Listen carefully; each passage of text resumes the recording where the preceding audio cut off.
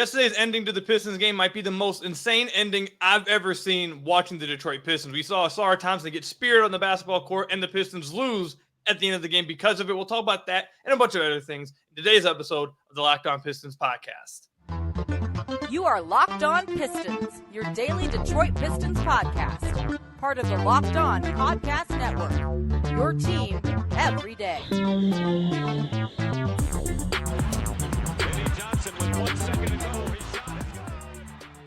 What's the deal? Welcome back to another episode of the Locked On Pistons podcast. Per usual, I'm your host, Kuka Hill. You can find me over on Twitter at Kuka Hill. I want to thank you guys for making Locked On Pistons your first listen of every single day. Free and available on all your podcast platforms. If you haven't already, head to the YouTube channel at Locked On Pistons. Hit that subscribe button or leave us a 5-star review on whatever podcast platform you're listening to this on. That's another great way to support the podcast. And today's episode is brought to you by FanDuel. Make every moment more. Right now, new customers get $150 in bonus bets with any winning $5 bet. That's $150 if your bet wins. Visit FanDuel.com/LockedOn to get started today. And as you guys can see, we are joined by Omari Sankofa II of the Detroit Free Press. Thank you, Omari, for joining us. On today's episode, we'll talk about the insane loss yesterday to the New York Knicks, what happened at the end of this game, some good stuff maybe we saw throughout the game, but just the crazy ending. And then we'll talk with Omari about Monty Williams and the coaching job this season, and then also talk about some of the core guys getting more minutes together and how they've looked together. But Omari, again, I want to thank you for coming on the podcast, man. I know you're a busy guy. Want to let everybody know we are recording this right before the Chicago game. So you guys will not be getting any thoughts on the Chicago game until tomorrow. So stay tuned for that. But without further ado, let's go ahead and get into yesterday's loss. Before we hear from Omari, I want to just play Monty Williams' press conference where he lost it. He lost it on everybody. He was done. He's done with the refs. I just want to play it for you guys, and then we'll get into it and talk about it all. Where's the New York media now?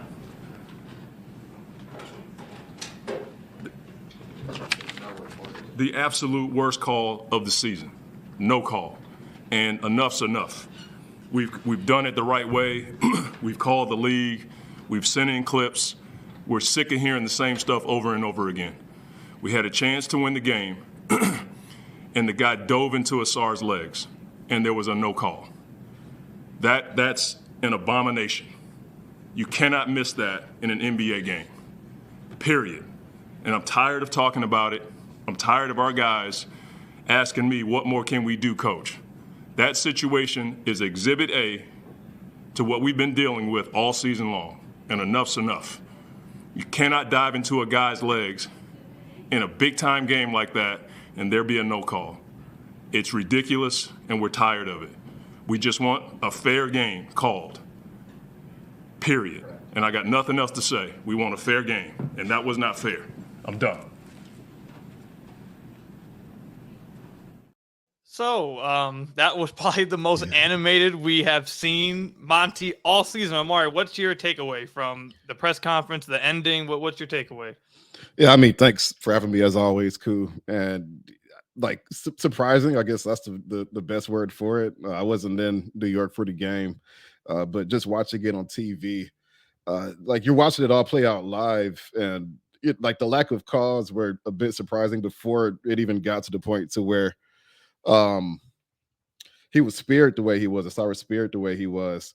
And then when that happens, I know I tweeted, I think I said he got bumped because I had to go back and watch. I'm like, there's no way he got hit as hard as it looked. Like something had to have happened that I couldn't see from my camera view for why that wasn't called. And then they replayed it and he straight up got tackled. I mean, there was that is a extremely bad missed call.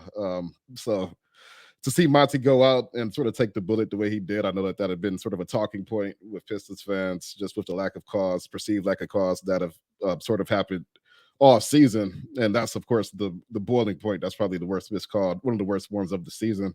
Although I know a lot of coaches have had Monty moments where they've also chewed the refs out after games, so it's been an ongoing issue. So what sort of adds more injury to insult is the fact that was initially a Pistons home game that got taken from them because of some weird in-season tournament scheduling, and the NBA basically just said, okay, we'll just take a game from the Pistons and we'll give it to you guys. So you lose a home game, and then you lose a game that you probably should have won because of a really bad call at the end.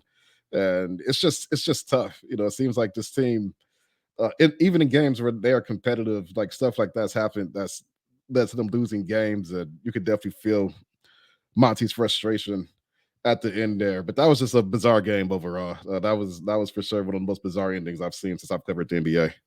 No, yeah, it seriously was one of the most insane endings I've witnessed. Like all of it, going from the Asar getting speared over on the sideline, and the ref literally being like the ref is on top of the play, like he's standing right next to the play, sees it happen, doesn't call anything. I know some Pistons fans feel like Fontecchio was even fouled on the strip. They didn't call that, and then the foul that did get called was probably Jalen Duren's best vertical play of the night. Like out of all the plays at the rim he's had, was probably his most vertical one of the night. That's the one that gets called.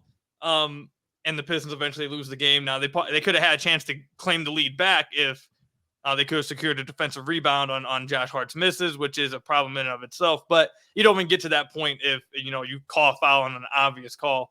And it's not one of those ones either. I completely understand why Monty's furious, and this was it that made him lose it. Obviously, Cade had gotten teed up that night and lost his cool a few times. I thought for a second Cade might have gotten ejected from the game, because over on the bench he even still was still going at the ref. So I thought he was risking getting ejected, but you can see these guys are really getting sick of it. And again, if it was like one of those calls that's like, oh, it's subjective, maybe it is, maybe it isn't. I don't know if it's this bad of a reaction, but like a very clear football move happening is what really sets everybody off. And then I think you kind of mentioned it. What makes it worse is that this was a game the Pistons probably should have won. Definitely probably should have won. They played well. Cade played spectacular. He didn't miss it at all in the entire first half. Played a tremendous game. Quinn Grimes had a fantastic fourth quarter. I mean, you got good contributions from a lot of players. The players played really well in this game. To lose a game like that to a playoff team on their home court, Madison Square Garden, the lights are on you, and you lose like that, I think that's probably what really took them over the top with, the press conference and how Cade reacted as well. No doubt. Yeah, Cade did get the tech earlier in the game, and I know people sort of theorized about the clip of him, I think, passionately explaining to Monty what happened, or maybe some people perceived some tension there. I think the bottom line is that the team is just, I don't want to say a breaking point, but the frustration is definitely beginning to mount, especially with Cade. Cade two said games livid. last week.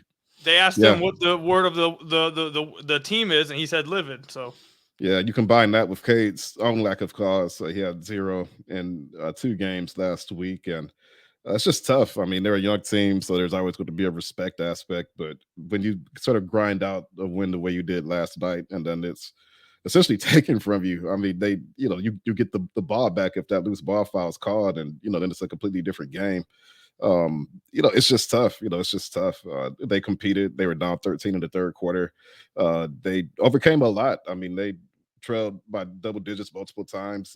They had 17 turnovers for something like 30 points. It was something like that, and then 11 offensive rebounds for 23 additional ones. They overcame a lot to get back there. So that's why I'm still not at quite the point to where I say they played good enough to win, because in a lot of ways they didn't. But the Knicks also didn't play a great game, so you really do get robbed at the end there. Yeah, just a really tough loss. And I saw ESPN talking about it. I saw Brian Windhorst and a few other guys talking about it, and they brought up, every game is the Pistons really trying and just clawing to get a win so they can avoid setting history. And I know that there's 26 games left or something, but this is a team who did lose 28 in a row. So, I mean, you would think that they're definitely going to win 2 games by the end of the year, but it's not, it's not a conclusion. It's not foregone that they're going to get 2 more wins. So having chances like this taken from you, it definitely hurts the team. It hurts the players, the coaching staff, the fans. It's rough. Especially again, just on an obvious, just an obvious tackle. It's just that was just that's probably one of the most insane no calls I've ever seen. Monty called it the worst one of the season. I can't. You want to know where my mind went? My mind went to literally, no joke, the New Orleans Saints playoff game where Drew Brees threw that pass and they hit sticked him before the ball even got to him against the Rams. They went to the Super Bowl. You had the whole city of New Orleans protesting for weeks and weeks to Roger Goodell to get them put in the Super Bowl. That's how insane that no call was for me. So tough loss. They got another game after we're done recording this against the Bulls. I'll talk about that in the next episode. Hopefully they can get a win against Chicago. It is the back end of a back-to-back. Cade is probable right now. Ivy's probable. So by the time you guys listen to this, you guys will know whether they played or not. But if they do play, I think that I like their chances. They've been playing better since the All-Star break with their new pieces. So hopefully they can get back in the win column and put this behind them. But yeah, just the lack of calls and the referee stuff going on across the NBA, I think is becoming a little bit of a problem. But anyways, when we come back, Monty Williams and the rest of the coaching staff, I want to talk with Omari and really get his thoughts on how Monty's done this year, his faults, maybe some of the things he's done really well. I want to talk about it all because I think Monty is a bit of a hot topic right now in the Pistons community. I want to see what Omari thinks about that. We'll see about that when we come back. This episode is sponsored by BetterHelp. Give online therapy a try at BetterHelp.com/LockedOnNBA and get on your way to being your best self. Sometimes all we need is the opportunity to get something off of our chest. Big or small, certain things can really start to get to you. It's important to let that out, especially to someone who's unbiased in your life. Deciding to keep those things inside you and letting it build and build and build is the worst thing possible. Whether you think it's big or small, whether you think it's important, non-important, getting it off your chest is important at the end of the day, and it helps everybody in what we call life every single day. Therapy can be different for everyone. Most of us have bigger problems than our favorite sports team, and it's important to get things off your chest once in a while. I use this podcast basically to come on here and rant and get things off my chest all the time. But like I said, there's a lot of things that are more important than the Pistons getting robbed by the Knicks or Cade getting teed up. Everyone's dealing with things every single day, and the best way to go about it is to try therapy out with BetterHelp. If you're thinking of starting therapy, again, give BetterHelp a try. It's entirely online, designed to be flexible and suited to your schedule. Visit BetterHelp.com/LockedOnNBA to get 10% off your first month. That's BetterHelp, HELP.com/LockedOnNBA to get 10% off your first month. I also got to tell you guys about another one of our sponsors, Stitch Fix. You know, the instant confidence boost you get from an outfit that makes you look really good. That's what I get with Stitch Fix. Easily upgrade your wardrobe this year with a professional stylist that helps you find new on-trend favorites that will work for you. I just give my stylist my size, style, budget preferences. I order boxes when I want, how I want, no subscription required. And then they send 5 just for me pieces plus outfit recommendations and pro styling advice. I keep what works and I send back the rest that I'm not really feeling. My stylist always sends just right prices and just the right pieces, and the fit is on point. It's like they have a style ESP. I don't know how they do it, but they just get me. And if you don't love something, you can just send it back. Shipping, returns, and exchanges are always free with Stitch Fix. Style that makes you feel good as you look. Get started today at StitchFix.com/LockedOn. That's StitchFix.com/LockedOn. Again, that's StitchFix.com/LockedOn to get going and feel as good as you look. So I want to thank you guys again for making Locked On Pistons your first listen of every single day. Free and available on all your podcast platforms. If you haven't already, head to the YouTube channel at Locked On Pistons. Hit that subscribe button or leave us a 5-star review on whatever podcast platform you're listening to this on. That's another great way to support the podcast. So Monty Williams is the head coach of the Detroit Pistons, a team that is 8-49. It has been I think it's fair to say, a terrible season for the franchise. I think a lot of people have been criticized throughout the year, from ownership to the front office to the coaching staff and heck, even to the players. They changed 8 players at the trade deadline. So it's not just the coaching staff that's really getting heat, not just the front office that's really getting heat. The players have been getting heat all season long too. But I think the most recent person or recent, I guess, part of the Pistons that's really starting to come under fire. I think at first it was Weaver. Weaver really started to get it at first from the fans. Then it was the players. And now I'd say over like the last month, it's really turned to Monty Williams. And for what it's worth, I haven't just seen fans talk about that. I've been seeing national coverage talk about Monty Williams. He's been getting talked about a lot as of late.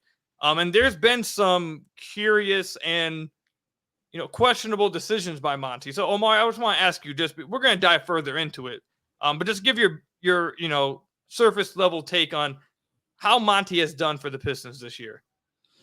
I mean, when a team has 8 wins, obviously something went wrong somewhere, right? I will start off with the things that I think have worked out this season, because obviously there are things that have not worked out, which we'll dig into. I'll say one, I think Kate just really settling into the role he's in now, where the assists are up, turnovers are down. You pretty much cut his first 15 games off, and he's been performing at the level you would want to see for a first overall pick. And I know it's where you can't just cut off the first 15 games, but the point there is that he's improved as the year is going on, where now in the season, he's like averaging 23 points, 8 assists, 46 overall, 36 from three, 86 at the line. And it's just a really healthy stat line for a guy who's really in his second year, given that he missed all of last year. And even when he did play, he had the shin injury, obviously. So, K's been good. I think that they have figured out how to play toward his strengths a bit more as the year is going on and save him from some of his weaknesses. They talked about not playing in crowds and just getting the proper spacing around him. And of course, the front office has sort of made Monty's job easier as far as that by getting actual shooters. I think Duran has a long way to go on defense, but I think his utilization on offense has been cool to watch too, just him being more of a hub at the top of the key. I think his passing has been a lot more involved this season, and his finishing has gotten a lot better too. And Monty's talked a lot about the work Mark Bryant's done with him, where just overall, I think JD is a much more well-rounded offensive player than he was a year ago. So the bad, I would say probably the top of that is just, maybe the way that certain guys have stagnated and they haven't been played, to their best positions. We've seen sort of J.I. Yanked in a few different directions this season, where, he's coming off the bench, then he's starting, but he's still largely playing off ball. Then he had the ball in his hands a bit more with Cade out, and now we're starting to see him back where he was before, where you see him in the corner a lot. He's not initiating as many sets, which is pretty different from last season. And I think maybe when the tide really began to turn against Monty, maybe from a fan standpoint or a national discussion standpoint, was when he acknowledged that he had not thought to play Ivy in that role, which is what he pretty much primarily did as a rookie with Kate being out. And then you have Asar Thompson. His utilization's been, a bit up and down, where they talk about getting him more involved in PNR, and he's done that, but you still see him in the corner a lot. Like last night, where it actually worked out because he had a clutch three. But, generally teams, they sag so hard off of Asar that it does become an issue. And some of that's roster related, but, also, I think some of the maybe process of figuring out how to use certain guys has languished. And then there's the rotations, which, could probably be a whole segment in and of itself, the way that some guys have gotten preferential treatment over others. So overall, I mean, it's been a mixed bag. I think there's probably been a bit more good than some I've seen, but along with that, I think we have 8 wins. You look at the coach and the players first, and, I don't think Monty's maximized this group yet. So you said a lot of things. I did say a lot of things there. I did. You said a lot of things in the mixed bag. So it's like it's hard to pick which way to go with it. So let me go ahead and apologize. I'm going to take this time to apologize to Nick, my channel manager, because this segment's going to be longer than maybe it's supposed to be. So I apologize. Just go ahead and apologize to get it out the way. So I guess we'll go in the route of, because I think the JI stuff was kind of talked about at the beginning of the year, and now that he's become a starter, I think it's mostly washed away a little bit, but there is a lot of fans, like you mentioned, that want to see Ivy on ball a little more. Naturally, that's just not going to happen as much when Cade's in the lineup. Cade wasn't here last year. So obviously with him returning, you're going to sacrifice those reps. Now I guess we could go to the rotations. We could go that route first. I've come out, I don't know if you know Omari, but I was very critical of Dwayne Casey over the last few years. But my brothers, they work at a gas station up in, I believe, Bloomfield. And Dwayne lives somewhere around there. And he goes and visits their gas station often. He has a lot of conversations with them. He talks to them all the time. He said that, hey, I know who your brother is, which I don't know if that's good or bad at all. But my point I'm saying this is it got to a point last week that I had to message them and be like, look, next time you see Dwayne, tell him that your brother say he is so sorry for everything he said about him, and that it's how critical I was. I completely take all of it back, because like where I'm going with this is the rotation. There was a game, I don't know why it slipped my mind. It was like 2 games ago. You maybe know which one I'm talking about, but like 2 games ago, the Pistons, Cade played great. The starters played great together. And literally just an hour before this game, I don't know if it was at home game and you guys asked him or if it was I don't know which one it was, but literally just an hour before this game, Monty's talked about how, I don't know if I can go 10 deep. You might have to go 9.5, which I don't know what 9.5 is, but I can't go 10 deep. And, we don't really want to go 5-man lineups off the bench. We got to try to find ways to stack. So he says that. And then in that game, the starters, I believe, were like a +10 against the other team starters. And then he would play an all 5 bench lineup in the second and the back end of the third quarter. And they were like a -18. And they just got like, Cade was like a +6 and like an 11-point loss or something. Like it was rough. And everyone was just like, what's going on? You just said before the game, this wasn't what you were going to do. And then you go out and do it. Has that been a reoccurring theme with Monty? You've been around the team a lot more than me, obviously. Has that been a reoccurring theme where Monty will tell you guys one thing and then it seems like he does the exact opposite on the court? I would say it has been. Like, there have been moments where you mentioned one, and then you also look at it, like the all bench units, for example. I would say probably toward the middle of the season, he talked about staggering Cade and Ivy more, just acknowledging that things really would fall apart when the second unit would come in.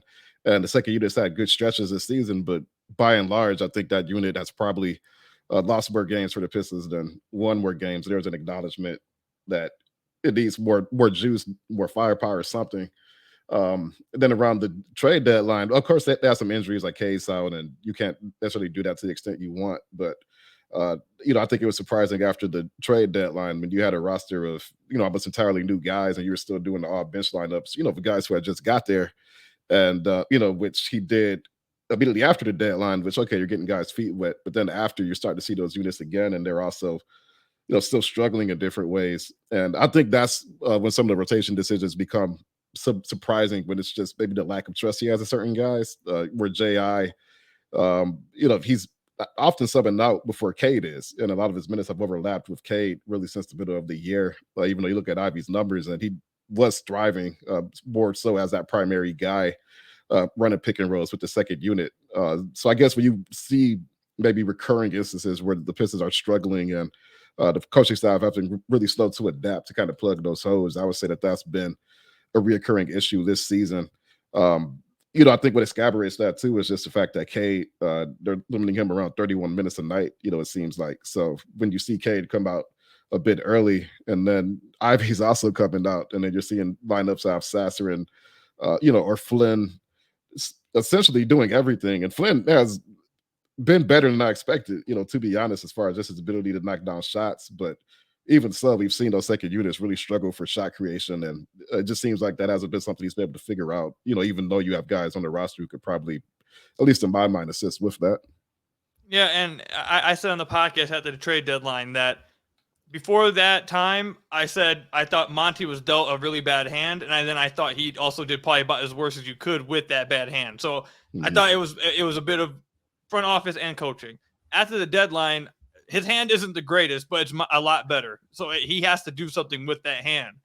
And they've played better as a team, but I think one could argue that some of the decisions he's made has lost them games. We talked about the rotation a little bit.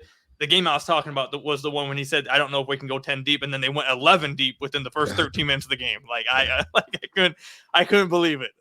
But It is what it is. To stay on the rotation a little bit, what do you think is the reasoning behind playing Wiseman over Muscala? Because I know Monty says it's for defensive reasons.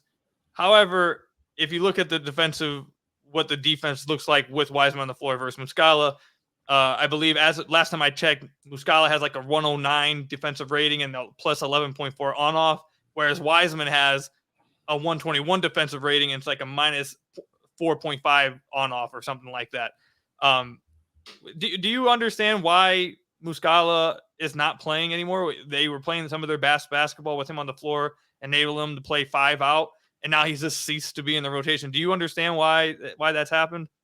Yeah, I mean, we talked to Monty about it at practice. I want to say it was either Sunday or sometime last week, and then he mentioned, as you referred to, James Wiseman, his defense just making an impact, which he's had good moments, but you look at the numbers overall, and they haven't really been in favor of James Wiseman being that type of impactful defender. And then you couple that with just some of the spacing crunches you have in those lineups as well, especially when Shake Milton was in the rotation that he's been replaced by with Quentin Grimes. But I like my best interpretation of it. My best guess is just with Wiseman being a restricted free agent this summer, and the Pistons kept him through the deadline. You get to look at him and just see if there's anything you can do before you make a decision on him this summer.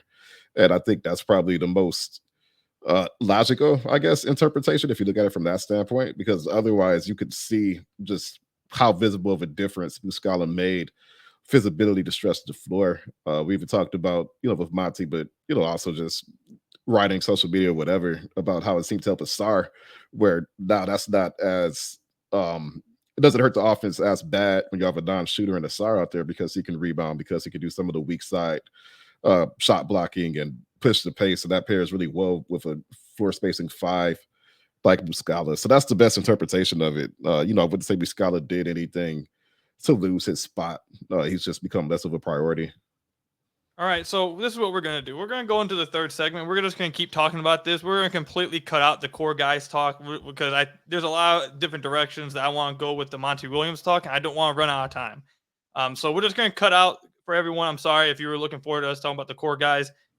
We've talked a lot about them. I think that's fine. I think you guys really want to hear from what you guys have told me. You guys really want to hear about Monty, and I have a few questions I want to ask Omari. So stay tuned for that. When we come back, we'll get even more into Monty Williams' time as the Pistons head coach.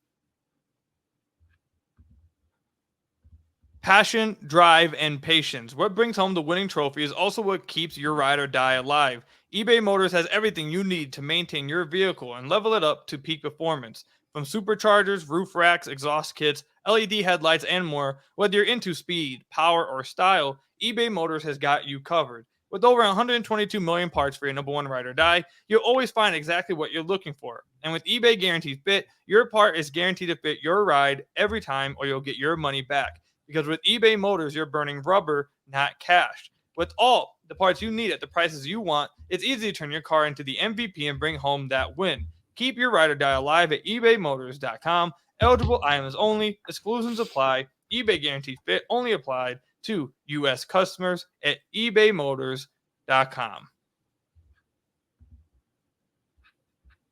So I want to thank you guys again for making Locked On Pistons your first listen of every single day. If you're available on all your podcast platforms, yada, yada, yada, hit the subscribe button, all that stuff.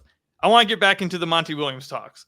So there's a question I want to ask you, Omari. And if there's anything that you can't answer, you don't feel comfortable answering, obviously you don't have to answer. But this is something that I've had a lot of people ask me, and it was something that was a little bit of a talking point in the offseason. And I didn't pay too much attention to it, but with how this season's played out and some of the decisions Monty's made, I have wondered a little bit about it as well. And I don't know if if you've heard anything about it or if they've talked about it or not at all, but I got to ask. Do you get the idea, or do you get the gist, or have you been told, or have you heard, does Monty and his coaching staff look at analytical data, like lineup data? Like, is that something is that something that they rely on or really focus on, or is that maybe not a priority for them, or maybe not high on their focal point? They do have an analytics department. Monty's referenced. Sometimes they'll share stats with him, and he does factor that in to his coaching. I don't think he's a analytics disciple to the extent that some coaches are, where that's sort of the forefront of everything they do. But that is an element of their decision making. It's not just pure old school. We're just going off of vibes and practice effort and whatnot, right? Like, they do have data where they're able to break down some of those numbers on the court and then apply that to what they're doing, whether it's lineups or anything else. So, okay, fair enough. That's why I feel like this is where, and this has been a complaint from Pistons fans I've seen for the last few years, and it just feels like there's a disconnect between what maybe the front office says, or maybe the ownership says, or coaching staff says, versus maybe what they're really feeling, or maybe what they're really thinking about some things. So, like, for example, like you mentioned, maybe the reason why they're playing James Wiseman, because like you said, he's a restricted free agent. You got to play him. You want to see, hey, is there anything there before we make this decision on him? But the reasoning that Monty then gives is, well, he's providing defense that maybe we won't have. And then you have people, like myself, that maybe will go look and be like, well, that doesn't make much sense because the defense is like 13 points better with Mike Muscala on the floor. How's that the case? Which that then brings up the question of, okay, well, do they really factor in lineup data? Is that something that they really rely on, or do they, go off with other things? So that's why I wanted to ask that question. I know it's been something that the Pistons community has been kicking around a little bit, so thought to ask you that here. The next question I have for you is, do you feel like there's a sense? Do you get any kind of sense at all? Is there any? And obviously, on a team that's won 8 games, there's going to be a level of this. But do you get a sense of like frustration building within the franchise right now, or maybe the roster, or the locker room, or maybe even within the coaching staff itself, that this season, obviously, the season has not gone very well, but basically, does it seem like everyone still trusts in each other and the coaching staff? Does everyone still seem to be pushing for that same goal, or do you feel like it may be fractured a bit? I think anytime you have a season like this where you fall so far from expectations, where you essentially regress to the year you expected to take a step forward, there's going to be some tension. I don't think everybody's in there holding hands and singing kumbaya. I think there's been some tough discussions this season as far as the extent you need to go to turn this thing around. I will say, just my sense now, and things could always change for the end of the year. It hadn't pushed ownership to the point to where they're like, okay, we just have to clean house and clearly try a new approach to this.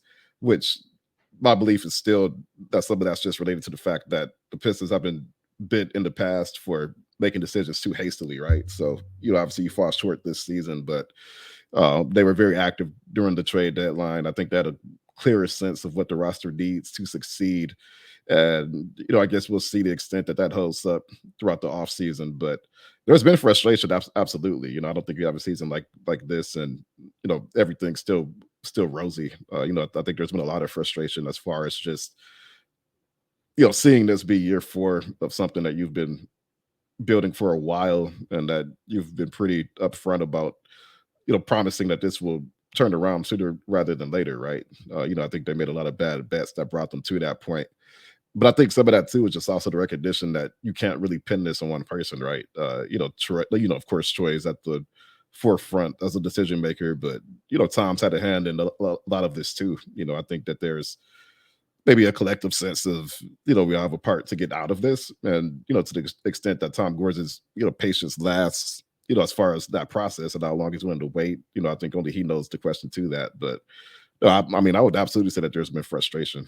You have a season like this where you've been humiliated. There's absolutely going to be some negative emotion in there. So I don't know if you know this, you probably don't, but I shouted you out on the podcast like 3 podcasts ago because you're not gonna be able to say it, so I'll say it. And maybe some others won't be able to say it, but Pistons fans, this though, Pistons fans have been really critical of the beat writers for not being. I think you put out a thread really good job of like highlighting that a beat writer's job is not the same as a columnist's job, where you can it's all just opinions with the columnists, and then beat writers, that's not their job. So I think that was a really good thread by you to really try to explain to Pistons fans that's not the job of yours. But overall, I think Pistons fans, you guys have heard it, that they feel like, oh, you guys don't ever say anything critical, don't ever say anything negative. You guys, you hear it, which is false. Yeah, we do criticize. Yeah, earlier in the season, we had you on the podcast. It was like a week after you wrote that article about, I think it was like towards the end of the losing streak, but it was pretty critical in that article. Yeah.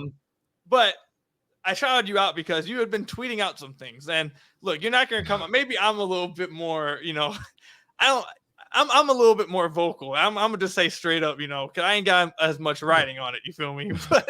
But I shouted you out because some of your tweets have been a little bit, I'd say, LeBron James-like, a little passive aggressive with your tweets. So I want to go this direction with it. I said on the podcast probably like 4 days ago, whatever podcast that was, that I shouted you out, that I thought that Troy was really auditioning for his job the rest of the year from like the losing streak with the trades and the rest of the year. And I thought that despite the fact that he was given a 5-year contract with the amount of money he was given, that Monty Williams should also be fighting for his job for the rest of the year. And when you have this bad of a season, I don't think anybody should be safe. And then, you combine, like I said, we'd be on the podcast for like an hour and a half, dude, if we talked about like all the different directions you brought up. with some of the things that have been questionable by Monty, but just rotation decisions, some of the ways he handled Jay and Ivy, the offense, how he plays Asar starting beginning of the year, playing well, then going back out of the rotation for a team that was losing, or not out of the rotation, but the back of the rotation for a team that's losing a lot. There's a lot of things that he's done that's been pretty questionable. I'll just say that. A lot of things that I think were pretty bad decisions, but questionable at the least.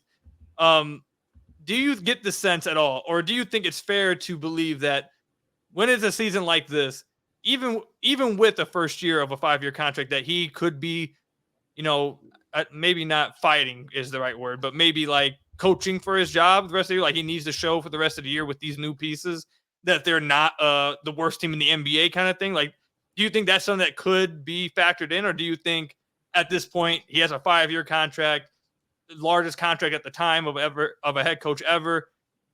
It would take something pretty incredible for him to be on the hot seat, whatever. What's your sense on that? Yeah, I don't know about pretty incredible. I think if it comes down to it and it's just clear that the situation is not tenable at all, that it's just not going to work. If it came down to it, I do think Tom would just bite the bullet and just eat the contract, which is 6 years, by the way. So God, 6 years, my fault. And it could be as many as 8. So yeah, that's right. Yes. So that's what you're looking at. But if it gets to that point, I do think Tom will bite that bullet. I mean, again, you could have a season where you have 8 wins with 25 games left, and act like everything's peachy, right? Clearly something in the chain of command is not working out. And we've talked about the lineups and rotations, and they had the meeting back in December about Ivy's usage and this and that. If it gets to that point, like I don't think it's a guarantee that Monty Williams lives out that entire contract. At some point you have to win games and you have to show that this thing could be turned around. So I think the only question is, not only can the Pistons do that, but just how long is Tom Gores willing to be patient as far as that? Because so far their operating thought is that things can still get better, and they have gotten better, but not to the extent that it's like, well, this thing is on the right track, right? Like you need to see more than what they've had so far. I think to really have full confidence that this thing can change. You have cap space this summer. You have more avenues to change the team. So realistically, you could probably give it one more year, or at least a half season, to see if this thing can find some traction. But no, at some point, it's if it's not working out, it's not working out, and the money just is what it is at that point, right? So, final question, and then we'll let you go. We're at 38 minutes. I always run a little bit too long, but final question, we'll let you go. Do you get the sense or feel like that the coaching staff is on the same page as the front office? Do you feel like they're on the same wavelength here? Because based on certain things, I'm asking for your opinion and insight on it. Based on certain things, you think that with the moves Troy made at the deadline and some of the things he said, that signals that would signal that he knows that there needs to be some kind of immediate results for him to keep his job. Not, playing out. Like that stuff's dead. It was dead a long time ago. But like I mentioned, like after the trade deadline, maybe play close to 500 basketball, win a lot more games after the deadline to where you can go in the offseason and say, hey, the season started off poorly, but with this new roster we got, it looks like it was heading in the right direction. It looks like that was what the motivation behind Weaver's moves were. Also from Tom's letter to the fans, that just seems like that was the motivation there. There's been some talk that maybe Monty Williams is not on that same wavelength from some of the decisions he makes, like that we've mentioned on the podcast, and with the rotation, some of the lineups, the guys he's choosing to play, the minutes certain guys are playing. Like, do you think Monty Williams and the front office are on the same page with that, or do you think maybe the front office is feeling a little bit more heat, and whereas Monty is more so looking at it like, he doesn't feel as much heat maybe as they are, or he's not looking at it as much of a, it's win now, I have to win these games right now. For example, like to back this up and I'll let you go, is, he said that, hey, our job is to win games now, Monty, that is. He said, our job is to win games now. We can't be playing this deep of a rotation, blah, blah, blah. And then he goes out and plays 11 guys. Then he goes out and plays 10 guys. Then he goes out and, he's doing the exact opposite of what he's exactly saying about winning games right now. So do you think they're on the same page?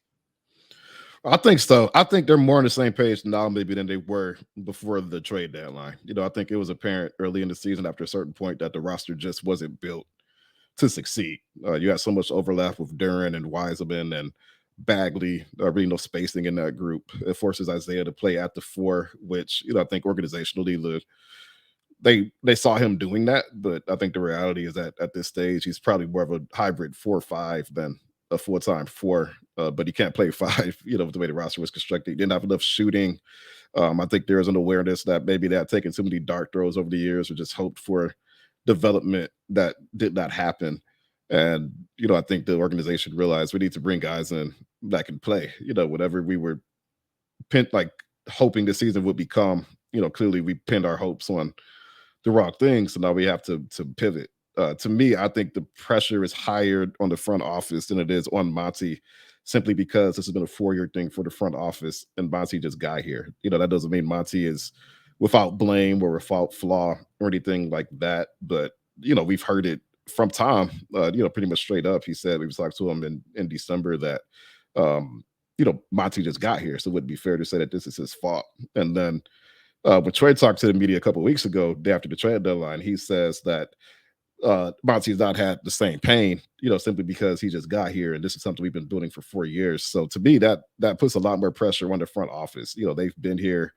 They expected to turn things around this offseason. They went with the approach they went with last offseason with the belief that the core of the team was enough to compete, and they missed that bet horribly. So the main thing saving Monty, I'll say, is really just the fact that he hasn't been here a full year yet, and you have people who have been in the cog a lot longer. So to me, it's a front office issue first and then a Monty issue second. And I think the extent that flips depends on what the front office is able to do this offseason to really give Monty all the tools needed to succeed, and that succeed not just in winning some games, right, but actually be able to compete every single night, this is year 3 of that goal, and they haven't gotten there yet. So, again, that predates Monty, and that's why I feel like it's more of a front office issue at this point. Fair enough. All right, we'll end it off there. We could go on for another hour, but it is what it is. But thank you, Omari, for coming on, man. Appreciate you. Thank you guys for listening. Thank you guys for making Locked On Pistons your first listen of every single day. Follow Omari over at Omari Sankofa on Twitter. Ask him any questions you want. But until next time, man, I'll see you guys later. Stay safe out there. Until next time, peace out.